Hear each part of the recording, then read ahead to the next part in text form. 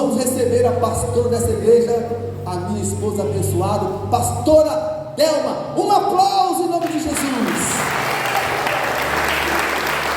Eu acho que eu falei. É tudo bem?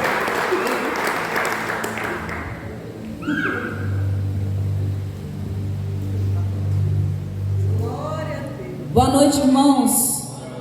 Paz seja convosco. Eu queria pedir que você se colocasse de pé no seu lugar por um instante. Com seus olhos fechados, eu quero te dar a oportunidade. Se você não fez de todo o seu coração, eu quero te dar a oportunidade de começar a adorar o Senhor.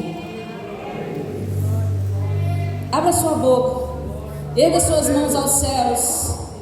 Não tem nenhum outro nome, a Bíblia diz que não há nenhum outro nome maior que o nome de Jesus, nem embaixo na terra, nem em cima nos céus. Por isso nós estamos na presença daquele que é poderoso, que é soberano, que é grande, que é tremendo, que é sobrenatural. Diante do Rei dos Reis e Senhor dos Senhores, nós nos rendemos a essa presença tão poderosa, que mesmo nós sendo pecadores, mesmo nós não merecendo, o Senhor está aqui, através do seu Espírito. Nós te adoramos nessa noite, Senhor. Nós te rendemos louvores e glórias. Nós adoramos o teu santo nome, ó Deus. Nós exaltamos a ti, Jesus. Declaramos que não existe outro Deus além de ti. Declaramos que o nosso louvor, que a nossa adoração é direcionada até o céu dos céus dos céus, e chega diante do trono da tua graça, e chega diante da tua presença, ó Pai, mesmo tendo os anjos te adorando dia e noite sem parar, declarando a tua santidade, declarando a tua grandeza. Ainda assim o Senhor se inclina a essa terra para ouvir a nossa adoração. A tua palavra diz lá em João 4 que o Senhor procura verdadeiros adoradores. O Senhor procura adoradores que te adorem em espírito e em verdade. E nessa noite, os olhos e os ouvidos do Senhor pararam neste lugar, pararam nesta igreja para ouvirem, para procurarem adoradores que te adorem em espírito e em verdade. Quantos adoradores nós temos aqui nessa noite? Dê um forte aplauso ao Senhor. Aleluia! Glória a Deus. Diga para quem está do seu lado, fala assim: agora sim, Deus pode se manifestar da maneira que Ele quiser. Aleluia. Nós vamos ler um texto lá no livro de Apocalipse, capítulo 9. Nós vamos ler o versículo 1 até o 21. Bastante texto, mas é muito propício para nós. Nós estamos nos preparando para o tempo do fim. Sabemos que é tão real o que nós estamos falando agora. O Heitor colocou a capa do texto. Sabemos que é tão real, por isso nosso coração não só fica aflito com aquilo que nós ouvimos, mas também se alegra, porque nós sabemos que Jesus virá para arrebatar uma igreja verdadeira, para arrebatar uma igreja santa. Queridos, eu confesso que nesse tempo de estudo da palavra, e olha que a gente tem que estudar bastante para falar a coisa certa, né? Falar aquilo que está realmente na palavra de Deus. Estudar sobre Apocalipse, a gente tem que se aprofundar um pouco mais. E eu tenho ficado com o coração bem estremecido. Eu acredito que por causa do temor da presença de Deus nesses dias, tratando acerca deste assunto.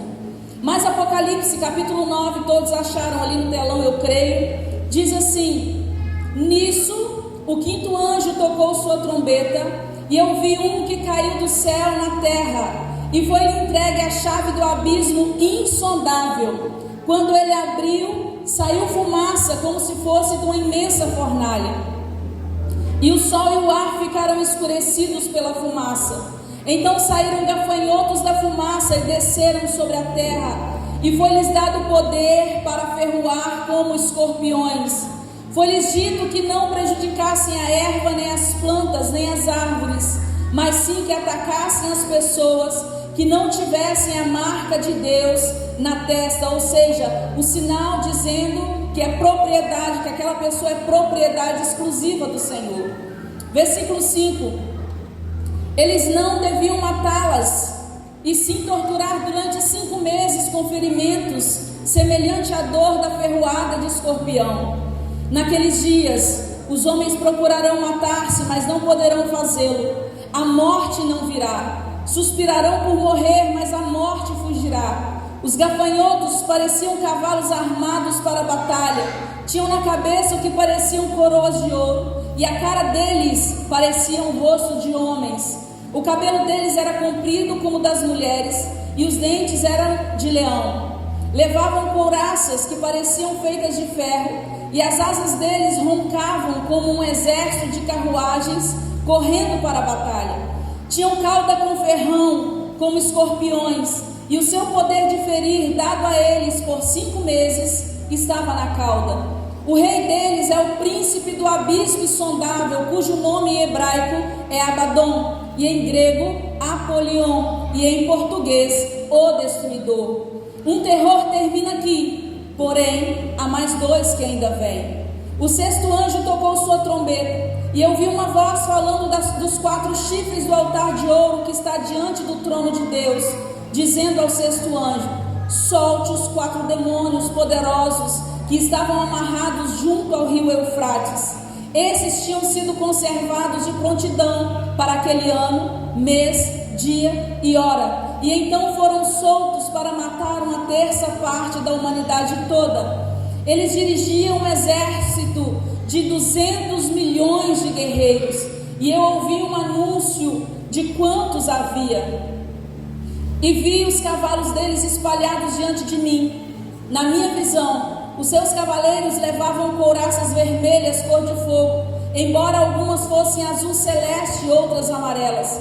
As cabeças dos cavalos pareciam muito com as de leões, e das suas bocas saíam aos borbotões, ou seja, muita coisa saía, entre elas fumaça, fogo e enxofre incandescente. E mataram 1/3 parte da humanidade inteira.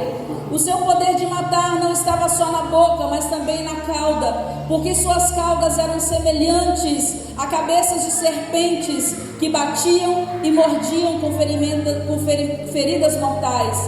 Mas os homens que foram deixados vivos depois dessas pragas ainda recusaram adorar a Deus, não quiseram deixar o seu culto aos demônios, nem seus ídolos feitos de ouro, prata, latão, pedra e madeira, que nem veem, nem ouvem, nem andam, nem tampouco mudaram de opinião, nem de atitude a respeito de todos os seus assassinatos e atos de feitiçaria, das suas imoralidades e dos seus roubos. Pode se sentar no seu lugar, por gentileza.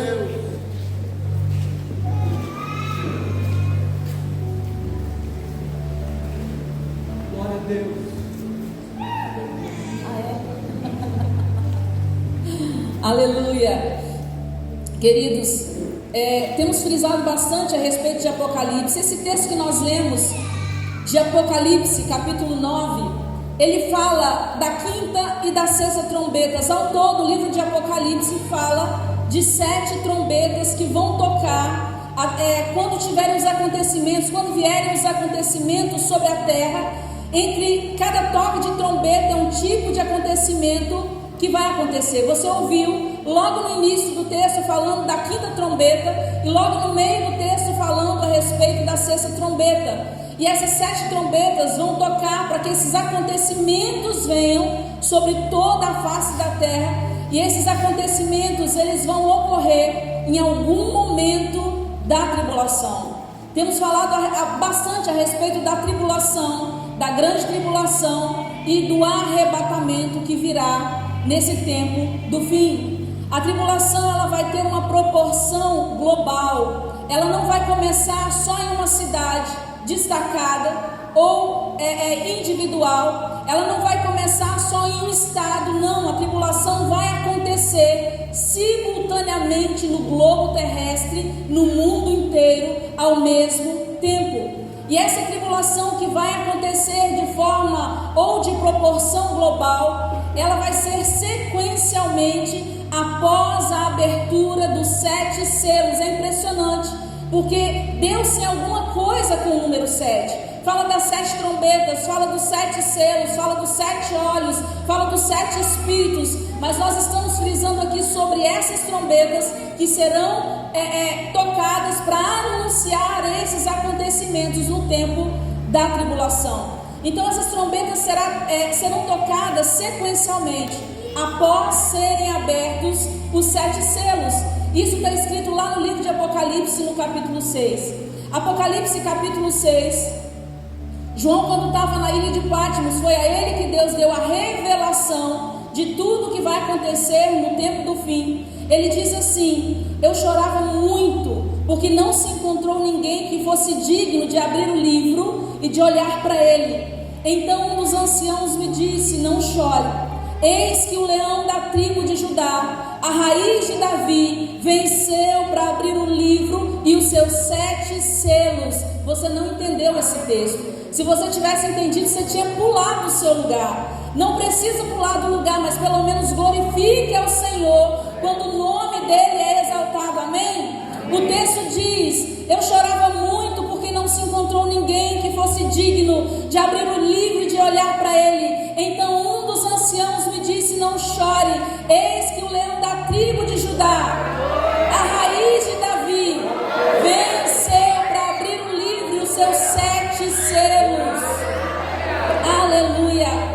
Ao recebê-lo, os 4 seres viventes e os 24 anciãos prostraram-se diante do Cordeiro. Cada um deles tinha uma harpa e taças de ouro cheias de incenso, que são as orações dos santos. E eles cantavam um cântico novo: tu és digno de receber o livro e de abrir os seus selos, pois foste morto e com teu sangue compraste para Deus homens de toda tribo, língua, povo e nação. Amém? Isso é tremendo demais. Então depois que o Cordeiro de Deus, que está lá no céu esperando o momento certo para abrir esses 7 selos, abrir os 7 selos, começa a tocar a primeira trombeta. Logo depois toca a segunda trombeta e começam então os acontecimentos sobre essa terra dentro da tribulação, e logo em seguida vem a grande tribulação. Essas 7 trombetas que falam no livro de Apocalipse, elas estão falando de um juízo parcial de Deus, não a totalidade do juízo, mas um juízo parcial de Deus que virá sobre o mundo. Mas o objetivo principal desses toques das trombetas, o objetivo principal dessa série de juízo de Deus sobre todo o mundo, sobre todo o globo terrestre, sempre será com um propósito final, sempre será com um propósito maior. E o propósito de Deus é chamar o homem ao arrependimento. Quando acontecem esses juízos, a cada toque de trombeta, Deus está chamando o homem, chamando a atenção do homem para o arrependimento.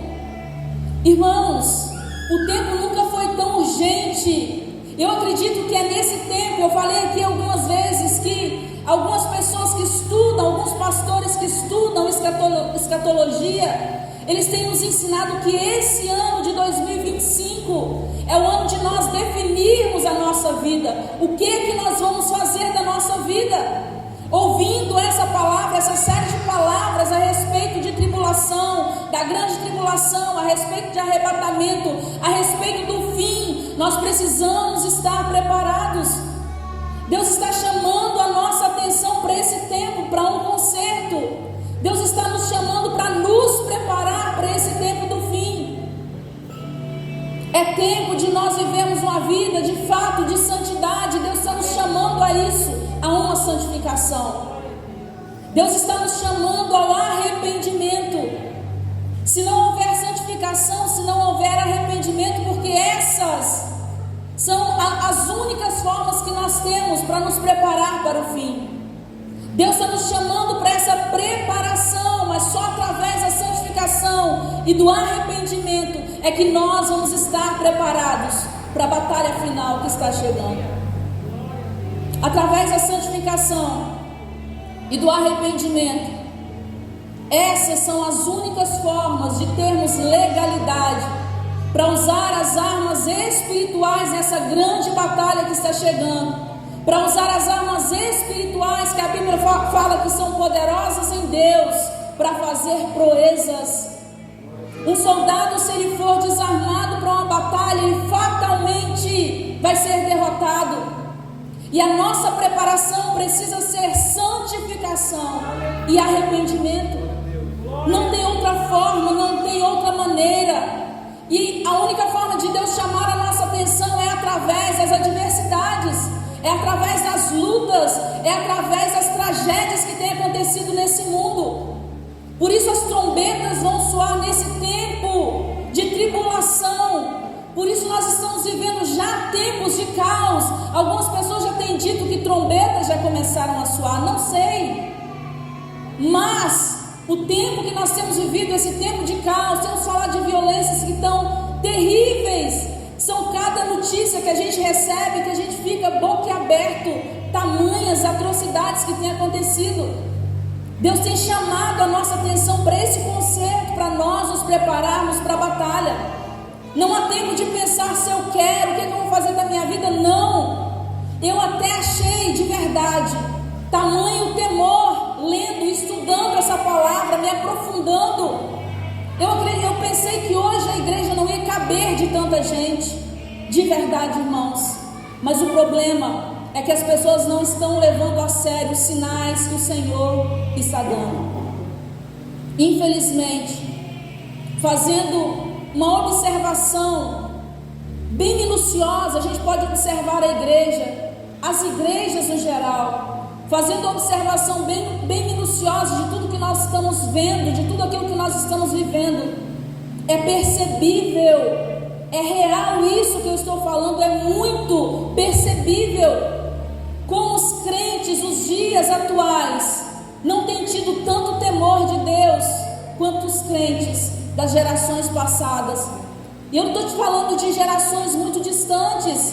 Eu não estou falando lá do Antigo Testamento, ou talvez quando foi escrito o Novo Testamento, que os discípulos, os apóstolos foram perseguidos, não.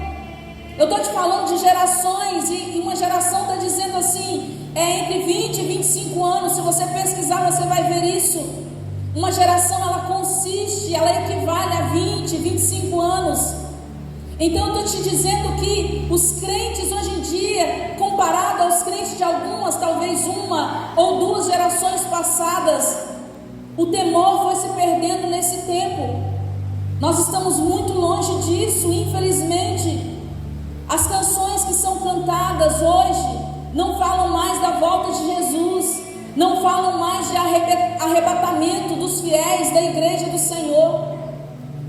Os púlpitos, antes, nas gerações passadas, quando havia temor, quando as pessoas ouviam falar do nome de Deus, tremia o coração.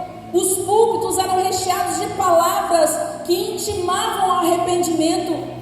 Não era um chamado, mas uma intimação. Hoje, se você falar para as pessoas sobre o inferno, elas começam a te criticar. Eu lembro que Billy Graham falou certa vez que quando ele pregava sobre prosperidade, a igreja lotava.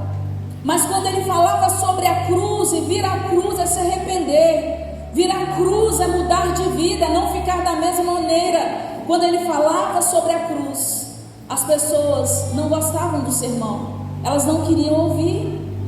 Mas as gerações passadas de crentes eram completamente diferentes. Havia um temor real, havia choro real, um choro sincero diante da presença do Senhor, e não performances de uma suposta glória manifesta, rodopios, pessoas caindo umas em cima das outras. Tem manifestações, deixa eu tentar usar bem a palavra para não ser mal interpretada. Tem manifestações, supostas manifestações, que dizem ser manifestação do Espírito Santo, que traz confusão. As pessoas não sabem distinguir se é realmente de Deus. Então, fazendo essa comparação entre os crentes atuais e os crentes de algumas gerações passadas, nós podemos perceber que tem faltado temor nas igrejas. Eu ouvi esses dias um pastor falar de uma realidade que tem acontecido nesses dias de hoje. Ele falou acerca de um garoto, eu não vou citar nomes, um garoto de 14 anos que tem enganado as pessoas, e não são poucas pessoas. Ele tem feito do altar da igreja um circo. É inacreditável quando a gente assiste, irmãos, no redondo da palavra, uma palhaçada, o que se faz dentro das igrejas. Ele tem falado em línguas, enganando as pessoas, falando em línguas estranhas, e de fato para Deus são línguas estranhas, para Deus são essas línguas tão estranhas, porque essas línguas faladas que ele vem falando não comunicam o céu. E esse pastor disse: olha, se essas pessoas estão sendo enganadas por um menino de 14 anos, imagina quando o anticristo vier. Imagina quando os falsos profetas se levantarem. Imagina o estrago que eles farão na vida dessas pessoas. O evangelho, os crentes, infelizmente, tem se tornado motivo de piada. Você pode olhar isso nas redes sociais. Ser crente hoje não é mais referência de honestidade. Quando as pessoas diziam, algumas gerações atrás, que era crente, havia um respeito. As pessoas respeitavam aquela pessoa por ela ser crente. Se ela fosse num comércio, não precisava de cartão de crédito. Hoje que a gente usa muito cartão, às vezes só uma notinha. Se é crente, vamos fazer uma notinha. Hoje não tem mais isso. Ser crente, infelizmente, hoje não é referência mais de honestidade. E tudo isso são estratégias. O mundo estrategicamente está sendo preparado para adorar o anticristo. A palavra de Deus tem sido invalidada por causa de algumas pessoas com mau testemunho, pessoas que se passam por cristãos e têm feito tudo isso na casa de Deus. O engano, as distrações, nessa era digital em que nós estamos vivendo, está aumentando sorrateiramente. Uma pessoa para ler a Bíblia é muito difícil. Tem gente que sente um sono danado quando começa a ler a Bíblia. Mas para ficar no celular, perde horas a fio e nem se dá conta disso. Então tudo isso está acontecendo como estratégias para tirar o nosso foco do Senhor. As muitas informações, e como nós temos tido informações, tem levado as pessoas a ficarem cada vez mais vazias, a se tornarem cada vez mais humanistas, cada vez mais individualistas, cada vez mais egoístas. As pessoas não têm tido mais sentimentos, as pessoas não têm tido mais propósito nos seus corações. O vazio existencial tem atingido muitas pessoas e a vida tem se tornado insignificante. A gente pode ver através das notícias que estão bem transparentes aí. Então tudo que é oferecido hoje nas redes sociais, tudo que é oferecido é consumido numa rapidez muito grande, sem um filtro. E a Bíblia nos ensina que nós até podemos examinar tudo. Sim, examine, mas retenha aquilo que é bom. Efésios capítulo 4 diz assim: até que finalmente todos creiamos do mesmo modo quanto à nossa salvação e ao nosso Salvador, o Filho de Deus, e todos nos tornemos amadurecidos no Senhor. Sim, crescermos a ponto de que Cristo ocupe plenamente todo o nosso ser. Então não seremos mais como crianças, sempre mudando nossa ideia a respeito daquilo que cremos, porque alguém nos disse uma coisa diferente, ou habilmente nos mentiu e fez que a mentira soasse como verdade. Queridos, nós nunca tivemos, nesses dias dessa era digital, nós nunca tivemos tanto acesso às escrituras, a pregações, mas também nunca se esteve tão longe delas, das Escrituras. Estando longe das Escrituras, nós também estamos distantes de Deus. As pessoas estão assim, tem muita informação, a Bíblia está aí, a palavra está aí. Quantos pregadores, tem muitos homens de Deus pregando a verdade, levando a sério o Evangelho. Tem muitas mulheres de Deus pregando a verdade. As pessoas têm essas informações, mas elas têm estado tão longe dessas coisas, tão longe da verdade de Deus, e consequentemente, cada vez mais longe de Deus. Eu lembro que quando eu vim para o Evangelho, há mais ou menos uns 32 anos atrás, quando eu vim para o Evangelho, eu lembro que havia na igreja um temor reverencial tão grande, irmãos, tão grande. Era tão perceptível esse temor no comportamento das pessoas, era tão perceptível esse temor no ambiente que elas se reuniam, como que na igreja. Quando falava, olha, vai ter um culto, era uma alegria participar do culto. Faltar culto, de jeito nenhum, eu não posso, por causa desse temor. Então, nesse ambiente que era tão perceptível esse temor reverencial, as pessoas não ousavam falar nada enquanto o Senhor estivesse falando, enquanto a mensagem dele era pregada, enquanto a vontade dele estava sendo passada, estava sendo manifesta através da sua palavra. Por ele, assim como disse a canção, assim como disse o apóstolo Paulo, reconhecendo a misericórdia de Deus sobre a vida dele, em perdoá-lo diante de tantas atrocidades que ele havia feito. O apóstolo Paulo, ele chegou a se classificar como sendo o pior dos pecadores. Por ele, a igreja se reunia. Nesse tempo que eu estou te falando, algumas gerações atrás, a igreja se reunia para cultuar e adorar a esse Deus tão temível, a quem nós devemos temer, mas também esse Deus tão amável. 1 Timóteo capítulo 1, versículo 17, o apóstolo Paulo reverencia dizendo: ao Rei eterno, ao Deus único, imortal e invisível, seja honra e glória para todos sempre. Amém. Aleluia. Isso é tremendo demais, irmãos. Mas o problema é que a igreja atual, ela perdeu a expectativa da volta de Jesus. Se fala tanto que Jesus vai voltar, que as pessoas se acostumaram com essa palavra. Quanto mais informação, quanto mais liberdade se tem para pregar o Evangelho, para ouvir a palavra, mais distante as pessoas têm se tornado. E por não ter essa proximidade, vai se perdendo o temor de Deus. E por perder o temor de Deus, a igreja tem perdido também a expectativa da volta de Jesus. Eu me lembro de um testemunho de um rapaz. Esse rapaz, ele tinha 18 anos, um jovem.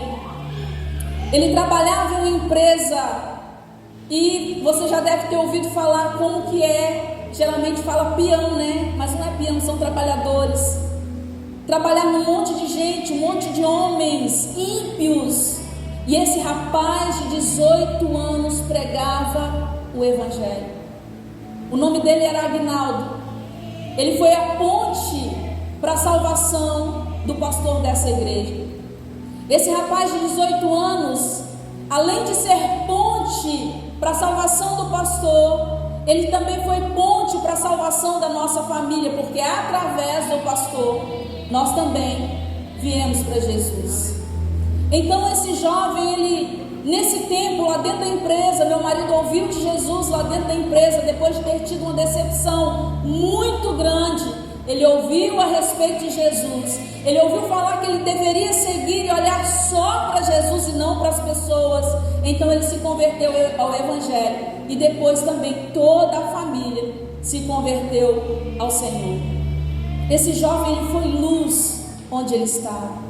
E quando Jesus diz que nós precisamos ser luz, quando a Bíblia fala de nós a respeito de ser luz, quando se refere a você como sendo luz, não está falando de uma luz ligada e desligada por um interruptor, que acende quando quiser, apaga quando quiser, não. Não está falando de uma luz de abajur que se apaga facilmente, não. Mas quando a Bíblia se refere a nós como sendo luz, está falando de uma luz poderosa, está falando de uma luz potente como a luz do sol, que dissipa as trevas, que muda ambientes, que transforma a vida de pessoas. Era essa luz que esse jovem de 18 anos era. Não sei se está vivo ainda. Se ele estiver, com certeza ele continua sendo luz. Essa luz que Deus se refere a nós. Malaquias capítulo 4 versículo 2 diz: mas para vós outros que temem o meu nome, para vós outros que temeis o meu nome, nascerá o sol da justiça, trazendo cura nas suas asas. Em outra tradução diz: nascerá o sol da justiça, trazendo salvação nas suas asas. E eu lembro quando esse rapaz, falando do testemunho, falei dele porque eu preciso falar do testemunho. E o testemunho era a respeito da irmã dele. Eu me lembro que ele veio certa vez para nossa casa. Eu era recém-casada, não tinha filho ainda, né? Não tinha filhos. E ele falou do testemunho da irmã dele. Ele tinha 18, a irmã dele tinha 23 anos. E ele disse assim, eu fiquei tão impressionada que eu nunca mais esqueci o testemunho. Ele disse que a irmã dele, quando ia dormir, ela se arrumava toda e se perfumava toda. E ele perguntou para ela por que ela fazia isso. Ela disse: eu preciso dormir arrumada e perfumada, porque se o meu Senhor voltar enquanto durmo, eu estou preparada. Eu fiquei impactada. É claro que Deus não se importa do jeito que você vai dormir. Tem gente que dorme até com o pé preto. Às vezes a gente vê no grupo da família, alguém vai lá e tira a foto do pezão preto para fora da cama, né? Destampado. Deus não se importa com isso, até porque quando aconteceu o arrebatamento, nós vamos ser chamados nas nuvens. O nosso corpo vai ser transformado num corpo de glória, porque esse corpo corruptível não entra no céu. Então Deus não está preocupado com isso. Mas é claro que essa preparação que a Bíblia fala para nós não é do nosso exterior, mas do nosso interior. Mas no caso dessa moça, essa preparação, ela abrangia esses dois lados. Primeiro, o interior dela, porque de fato era uma moça que temia a Deus. E depois o seu exterior, não tinha problema nenhum. Ela vai para o céu dormindo arrumado, e eu vou para o céu dormindo sem estar arrumado. Ela vai para o céu dormindo perfumada, e eu vou para o céu dormindo também me perfumo, porque eu também durmo cheirosa. Amém, queridos? Então isso não tem a ver com a forma que você está. Eu estou te dizendo a respeito do temor. Eu quero enfatizar isso na vida desse jovem, na vida dessa moça tão nova ainda. Tamanho temor no coração dela por causa de Jesus. As revelações que nós temos passado nesse tempo, que nós temos visto, as revelações dos últimos dias têm sido muito transparentes para nós. Assim como no tempo de Noé, que a Bíblia fala, a arca estava sendo construída, os sinais estavam visíveis. Quem não viu Noé construindo a arca? Quem não viu quando Deus começou a mandar os animais entrarem na arca de 2 em 2? Quem não viu isso? Quantas vezes Noé pescou, Júlia? Depois você pergunta para Júlia. Quem não viu, irmãos, os sinais? As pessoas estavam vendo os sinais, estavam muito visíveis, assim como os sinais estão tão visíveis para nós nos dias de hoje. Enquanto Noé construía a arca, a palavra estava sendo pregada. Enquanto Noé construía a arca, o alerta de Deus estava sendo dado, mas ninguém queria acreditar. Mateus capítulo 4 diz: mas ninguém sabe a data e a hora em que o fim virá, nem mesmo os anjos, não, nem ainda o Filho de Deus, só o Pai sabe. O mundo estará distraído em banquetes, festas e casamentos. Esse é o papel das redes sociais hoje na vida das pessoas. Tal como foi no tempo de Noé,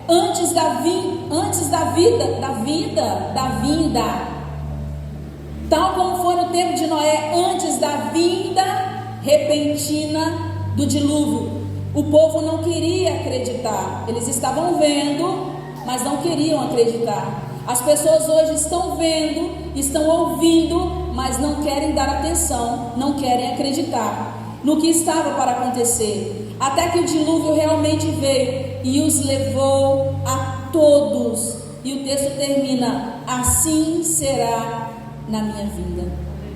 Os sinais de Deus estão muito claros, os sinais de Deus estão muito transparentes, eles não podem ser ignorados. Nós não podemos ignorar os sinais que o Senhor está dando para nós como igreja. Após o dilúvio, Deus colocou o arco-íris nas nuvens, e o arco-íris não deveria só ser admirado, o arco-íris não deveria ser só fotografado para ser colocado nas redes sociais, para fazer um bom stories a respeito do arco-íris. O arco-íris que Deus colocou nas nuvens é um sinal da promessa de Deus a Noé e a toda a humanidade, que a terra nunca mais seria destruída através do dilúvio. Lá em Gênesis capítulo 9 fala sobre isso. Não coloquei no texto, mas se você quiser marcar para ler em casa. E eu estou te dizendo isso porque Deus é fiel para cumprir a sua palavra, irmãos. Deus é fiel para cumprir aquilo que Ele disse para Noé lá atrás. Colocou o arco-íris nos céus para dizer: nunca mais a terra será destruída através do dilúvio. Mas Deus também é fiel para cumprir o que está escrito em 2 Pedro capítulo 3. O texto diz que a terra será destruída com fogo. É disso que nós precisamos nos lembrar. Quando você olhar para o céu, depois de uma chuva, que você ver o arco-íris, se lembre: Deus é fiel, a terra não vai ser destruída mais com água através do dilúvio, mas por Deus ser fiel, eu sei que a terra será destruída através do fogo. O texto diz em 2 Pedro 3: eles esquecem deliberadamente este fato. Muito tempo depois que Ele tinha feito os céus pela palavra da sua ordem e tinha utilizado as águas para formar a terra e cercá-la, Deus destruiu o mundo com um poderoso dilúvio. E Deus ordenou que a terra e o céu sejam reservados para uma grande fogueira no dia do juízo, quando todos os homens ímpios perecerão. O dia do Senhor virá com toda certeza, tão inesperadamente como um ladrão. E então os céus desaparecerão com um terrível estrondo, e os corpos celestes serão consumidos pelo fogo, e a terra e tudo quanto está nela será queimado. E assim, já que tudo ao nosso redor se derreterá, que vidas santas e piedosas nós devemos viver. Nós precisamos nos lembrar que os sinais estão aí. Se a palavra de Deus disse, vai acontecer. Quando nós ouvimos falar a respeito de tribulação, quando nós ouvimos falar a respeito da grande tribulação e do arrebatamento, tudo isso deveria nos deixar, em parte, maravilhados, mas também aterrorizados. Isso tem que causar alegria no nosso coração, mas tem que causar temor, talvez para uns até terror, para que talvez possam mudar de vida. Eu digo nos deixar maravilhados, porque a Bíblia diz que a qualquer segundo pode acontecer o arrebatamento. A palavra diz que num piscar de olhos o nosso corpo será transformado em um corpo de glória. Filipenses 3:21 fala sobre isso. Num piscar de olhos, a noiva, a igreja do Senhor, que vai estar adornada, preparada, ela vai subir para se encontrar com o seu noivo, para se encontrar com o seu amado, para se encontrar com o seu Senhor. A Bíblia fala que nós nos encontraremos com Ele nos ares. Isso deveria alegrar o nosso coração. Mas quando nós falamos de tribulação, quando nós falamos sobre a grande tribulação, sobre o fim do mundo, Isso deveria nos deixar aterrorizados de tanto medo, de ter que ficar e enfrentar os horrores que vão acontecer nesses dias. Você ouviu em Apocalipse o que vai acontecer? Se você ler o livro de Apocalipse, as pessoas não gostam de ler porque causa um certo medo. Deveria causar temor, mas as pessoas sentem medo. Quando a gente sente temor, a gente volta: Senhor, eu quero entender isso, eu quero mudar de vida, eu quero fazer melhor. Então ouvir sobre essas coisas, sobre tribulação, sobre o fim do mundo, sobre o juízo de Deus, deveria causar esse terror, esse temor em nós. Assim como a tribulação, você já sabe disso. A grande tribulação vai durar 3 anos e meio cada uma, e vão totalizar 7 anos de engano e de muito sofrimento sobre essa terra.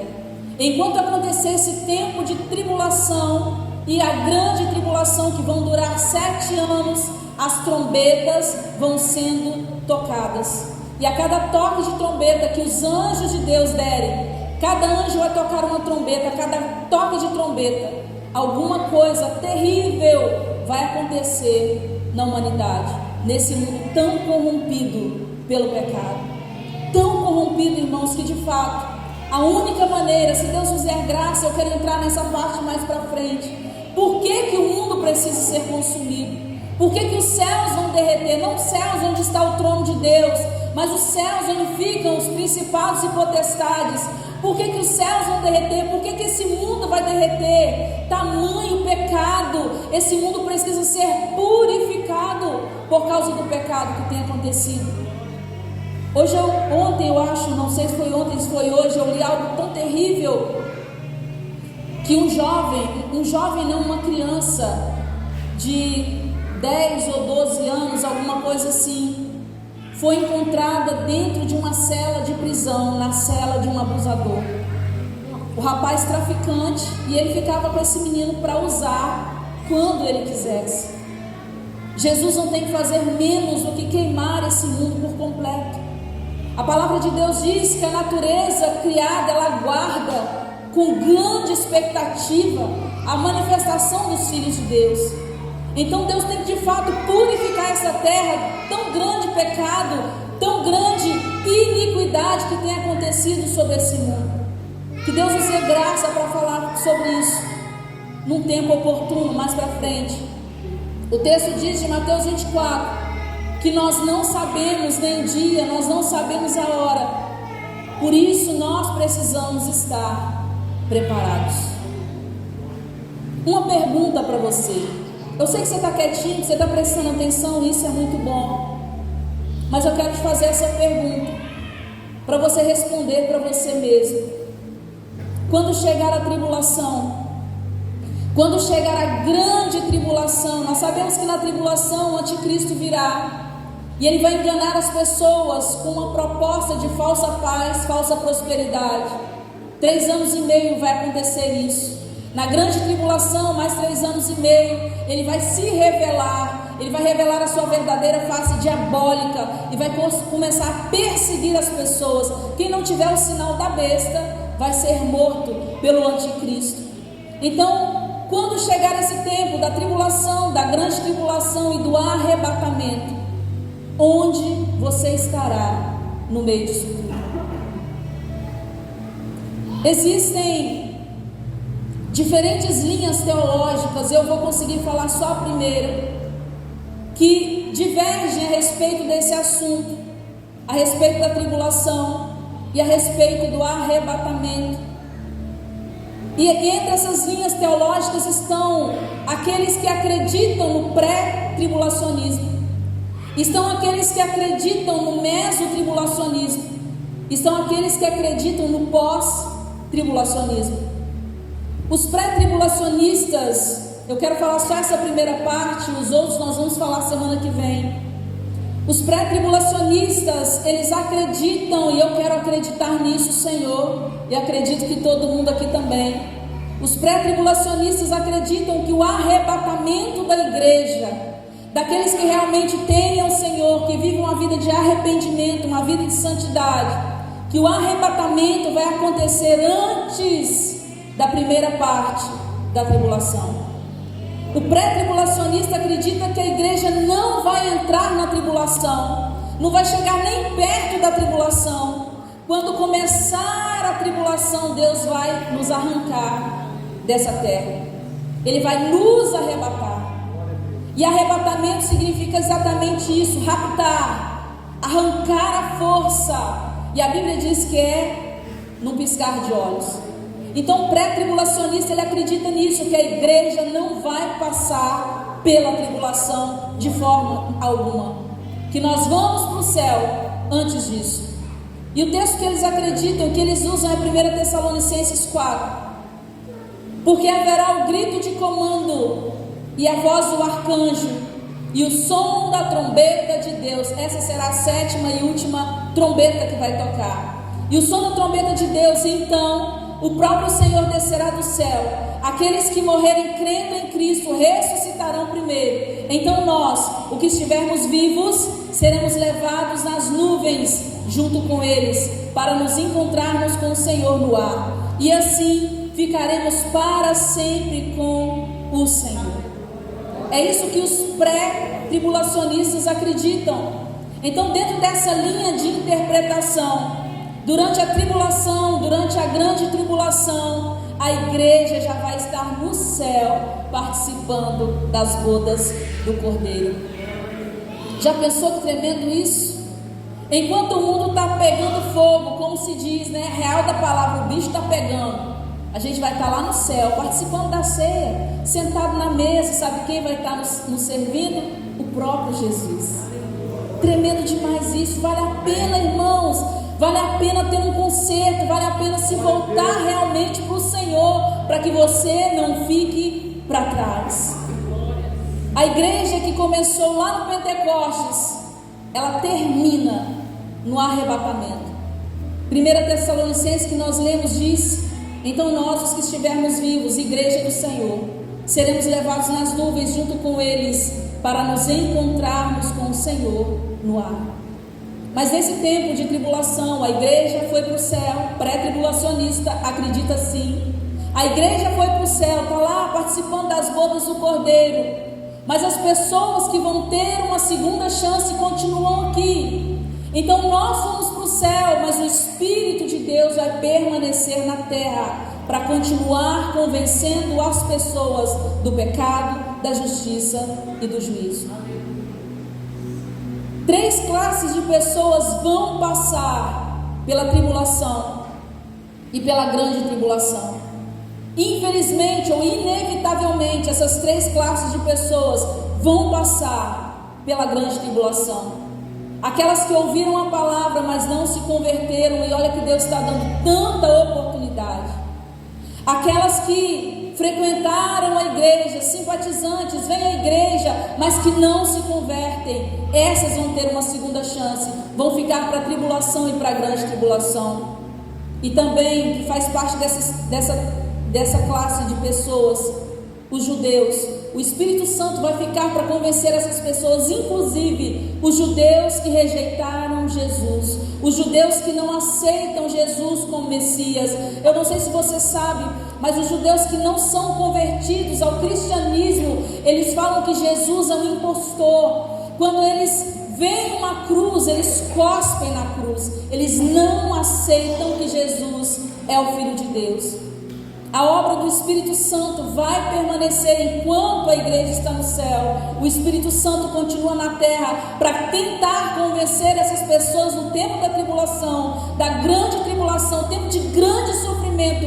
O Espírito Santo permanece aqui para continuar a sua obra, para continuar salvando essas pessoas que estão passando pela tribulação e a grande tribulação. 1 Coríntios diz, não anotei, que ninguém se converte a não ser, ou se não for pelo Espírito. Então não tem como o Espírito Santo subir com a igreja. O Espírito Santo precisa permanecer na terra, nesse tempo de tribulação, de grande aflição, de grande tribulação, para convencer essas 3 classes de pessoas a se converterem ao Senhor Jesus. Eu de verdade, sinceramente, espero que você não se encaixe aqui nessas 3 classes de pessoas que infelizmente passarão pela grande tribulação. Essas pessoas, elas vão ter uma última oportunidade. Para elas de fato serem salvas, elas não podem aceitar o sinal da besta.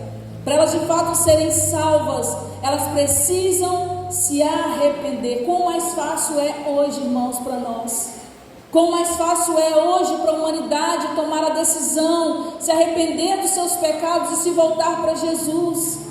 Por isso tanta facilidade o Evangelho está sendo pregado e as pessoas estão ignorando os sinais, como no tempo de Noé não querem acreditar. Sabe que existe um fundo de verdade, nós sabemos que é completamente verdade, mas para eles que não conhecem, não têm intimidade com o Senhor, sabe que tem um fundo de verdade, mas não querem largar as suas vidas, a correria do dia a dia, não querem largar os seus sonhos, os seus planos, para se voltar realmente para o Senhor. Pergunta para essa pessoa que está do seu lado: e você? Aliás, pergunta melhor, diz assim: e se você ficar? Pergunta com mais coragem: e se você ficar? Pensa aí, irmãos, e se você ficar para passar pela grande tribulação? Misericórdia. A Bíblia fala que o Senhor, Mateus 24, nós pregamos há 2 semanas atrás sobre isso, ou semana passada, não lembro, que se o Senhor não tivesse abreviado esse tempo, ninguém se salvaria na grande tribulação. Já imaginou? Tamanho sofrimento, tamanha perseguição. Os cavalos ou os gafanhotos com cara de gente, cabelo, ia até colocar uma imagem, não deu. Cara de gente, cara de homem, cabelo de mulher. A cauda dele é como cabeça de cobra que pica as pessoas, são feridas mortais. As pessoas vão querer morrer. Eu quero morrer. Tem um texto que fala que pedem os montes caiam sobre nós, mas a morte vai ser presa. Não vai ter morte, as pessoas não vão conseguir morrer porque vão ter que passar por esse tempo de aflição. Então o Senhor abreviou esse tempo, porque senão ninguém mais seria salvo no tempo da grande tribulação. Os 3 primeiros capítulos de Apocalipse falam das 7 igrejas. Deus tem alguma coisa com 7. Falam das 7 igrejas, e cada igreja representa um período da história da igreja. Cada igreja que você lê lá em Apocalipse, logo nos primeiros 3 capítulos, cada uma delas representa um período que a igreja viveu. As últimas 2, que é Filadélfia e Laodiceia, representam a igreja dos últimos dias, representa a igreja de hoje. Falei de uma igreja que tinha um temor reverencial. Falei de uma igreja, de um povo que perdeu esse temor reverencial da presença de Deus. Então essas 2 igrejas representam a igreja dos últimos dias. A igreja de Filadélfia é a igreja verdadeira. Eu quero estar lá, eu quero fazer parte, eu quero ser Filadélfia, que você também seja, amém? A igreja de Filadélfia é a igreja verdadeira. A igreja de Laodiceia é a igreja falsa. Laodiceia significa justiça do povo. No livro de Isaías o profeta diz, no capítulo 64, 6, não coloquei ali, que a nossa justiça diante da justiça de Deus é como trapo de imundícia, não serve para nada. Então a igreja de Laodiceia representa uma igreja falsa, uma igreja cheia de performances, com a glória de Deus que não existe, invencionices para poder trazer pessoas, para poder arrebanhar pessoas. A igreja de Filadélfia amava Jesus. A igreja que Apocalipse fala sobre essa igreja é a igreja que amava Jesus, e é essa igreja que vai subir, é essa igreja que vai ser salva. A essa igreja, para nós terminarmos, Jesus tem uma promessa. Se você faz parte dessa igreja verdadeira, se você faz parte de uma igreja como a igreja de Laodiceia, uma igreja que ama Jesus, uma igreja que de fato abre mão da própria vida, de tudo, por amor, por temor, para servir a Jesus, você entra dentro dessa promessa de Apocalipse capítulo 3. O texto diz assim, se coloque de pé no seu lugar. Eu quero ler com você de pé.